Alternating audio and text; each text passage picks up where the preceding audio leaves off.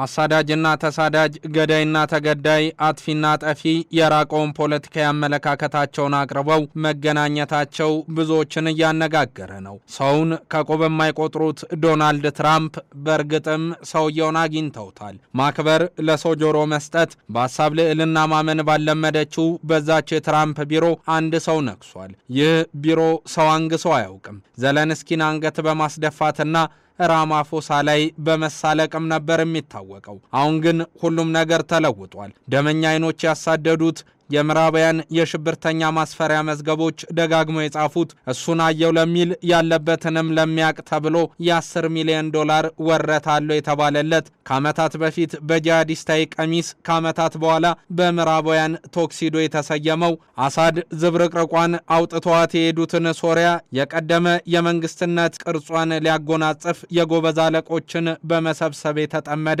ደግሞም በሹመቱ ማግስት ሞት ለአሜሪካ ሚለው የቀደመ ድርጅቱን መፈክር ቀዶ በዋይት ሃውስ ኦቫል ኦፊስ የተሰየመ የቅርቦቹ በእድሜና በትግል መንገድ የሰላ አስተሳሰብ እንዳመጣ የሚመሰክሩለት የሩቆቹም ቢሆኑ ድህረ አሳድ ለደማስቆ የደረሰ መሲ ብለው በወራት በራቸውንም ልባቸውንም የከፈቱለት መልከ መልካሙ ጎልማሳ እሱ አህመድ አልአሻራ ነው። አልአሽራ የፖለቲካ አሻራውን እያሰመረ ነው። ያ የጎላን ተራራ ተፈናቃይ ሶሪያውያን በጅዳ ወልደውት በደማስቆ ያደገው የቡሽ ጦረኝነት የሳዳም ሁሴንን እብሪት ሲወጋ በኢራቅ የተዋደቀው ከአቡ ሙሳ አልዛርቃይ ጋር ስላለው ግለሰባዊ ግንኙነት ብዙ የተጠየቀው ብዙም የመለሰው እሱ መሐመድ አልአሽራ ነው። የሰሞነኛው የዶናልድ ትራምፕ ያልተለመደ አክብሮት በመካከለኛው ምስራቅ ሲታይ ከኔታንያሁ ውጭ ለማን ሊሆን ይችላል ብለው የጠየቁም ብዙ ነበሩ። የኋለኛውን ያስታወሱ ግን ከወራት በፊት በተባበሩት መንግስታት ድርጅት ሽማግሌው ፕሬዚዳንት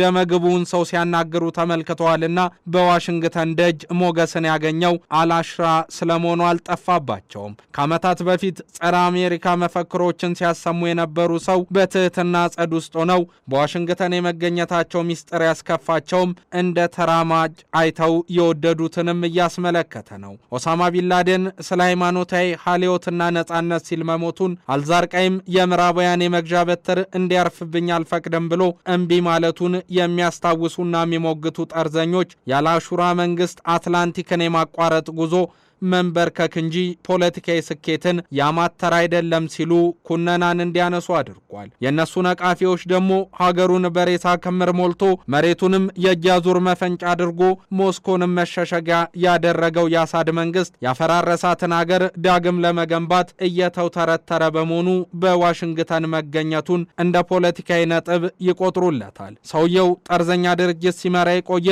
ፖለቲካዊ ስብዕና የላቸውም። በስደተኛ ካምፖች መገኘት፣ ከህዝብ ጋር አብሮ መብላትና መሰል ማህበራዊ ክንዋኔዎች ላይ ሲሳተፉ ማየትም የተለመደ ነው። ዓለም አዲስ ፖለቲካዊ መስመርንም ማስምራለች። ደመኛውን ወደ ወዳጅነት የቀየረው የሁለቱ ፕሬዚዳንቶች ወግ ደግሞ የበዛ ነገሩን ተጠባቂ አድርጎታል። አዎ የሶሪያ ጊዜያዊ አስተዳደር ፕሬዚዳንት መሐመድ አልአሽራ አገዛዙን ቅቡል ለማድረግ መረጋጋት እንደሚፈጠርና አገልግሎቶችን የመስጠት አቅሙን ለማሳየት በአስተዳደርና በመሰረተ ልማት ውስጥ የተገኙ ስኬቶችንም አጉልቶ ሲጠቀም እየታየ ነው። ቀደም ሲል እንደ አውሮፓውያኑ የጊዜ ቀመር በ21 ታሊባን በአፍጋኒስታን ውስጥ ስልጣን ሲመለስ የጂሃዲስት ጥረቶች ከፖለቲካ ምኞቶች ጋር በውጤታማነት ለማመጣጠን ግባቸውን ለማሳካት ስልታዊ ማመቻመች ማድረግን ጨምሮ እንደ መነሳሻና አርያ በማቅረብም ያሞካሿቸዋል። ሻራ ከትራምፕ ጋር መገናኘታቸው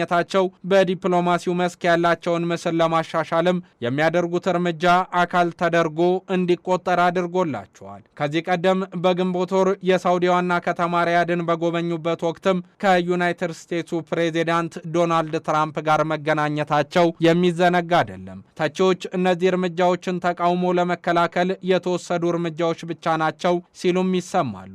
ትራምፕ ሻራን ጠንካራ ያለፈ የኋላ ታሪክ ያለው ሰው ሲሉ ገልጸውታል። እናም በመስከረም ወር ላይ በተባበሩት መንግስታት ድርጅት ጠቅላላ ጉባኤ ንግግር ለማድረግ ወደ አሜሪካ ተጉዘው ሶሪያ በዓለም ላይ የሚገባትን ስፍራ ዳግም ትይዛለች በማለትም የዓለም መሪዎች የጣሉትን ማዕቀብ እንዲያነሱ የጠየቁበት መንገድ ሌላኛው ጥፋት ተደርጎም ይወሰድላቸዋል። ታዲያውን አሜሪካ በሶሪያና በአገሪቱ መሪዎች ላይ የተጣለውን ማዕቀብ ለማንሳት የወራት ሂደትን የፈጀ ንግግር ማድረጓ ይታወሳል።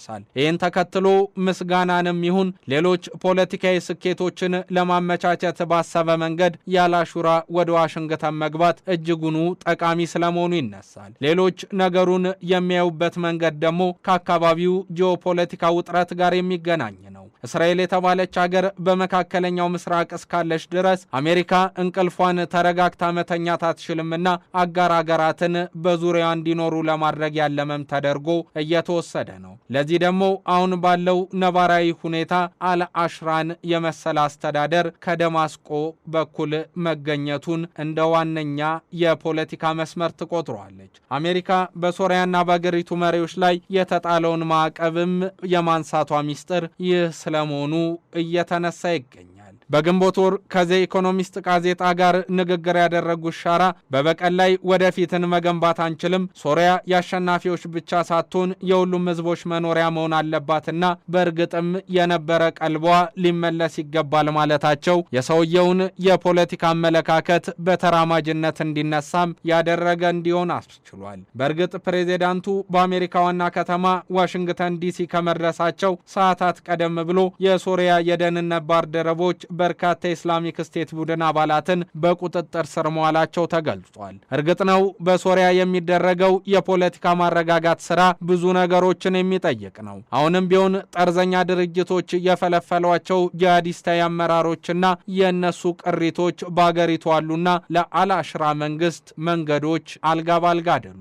እነዚህን በማጥፋት ሂደት ውስጥ የሚመጡ ጉዳዮችንም በጽኑ ማመን ያስፈልጋል የሚሉም አይጠፉም። ባለፉት ጥቂት ወራት በሱኒ ቤድዋኒ ጎሳዎች ተዋጊዎችና ዱሩዝ ታጣቂዎች መካከል ደም አፋሳሽ ግጭት ተቀስቅሶ ከ10 ዓመታት በላይ በጦርነት የምትታወቀውን ሀገር የሚመራው የኤችቲኤስ መንግስት በአገሪቱ ውስጥ መረጋጋት ያመጣሉ የሚል ጥያቄን ፈጥሮ እንደነበረ አይዘነጋም። በእርግጥ ቴልአቪቭ በዛን ወቅት ወደ አካባቢው ገብታ ያደረገችውም የሚታወቅ እንደሆነ የሚያነሱ ሰዎች አሜሪካ የቴልአቪቭና ደማስቆን መጎራበት መፈለጓ እርግጥ ስትራቴጂካዊ እንዲሆን እንዳደረገውም ያነሳሉ። ነገስ የሶሪያና የፕሬዚዳንት አህመድ አልአሽራ መንግስት ጉዞ ወዴት ይሆን?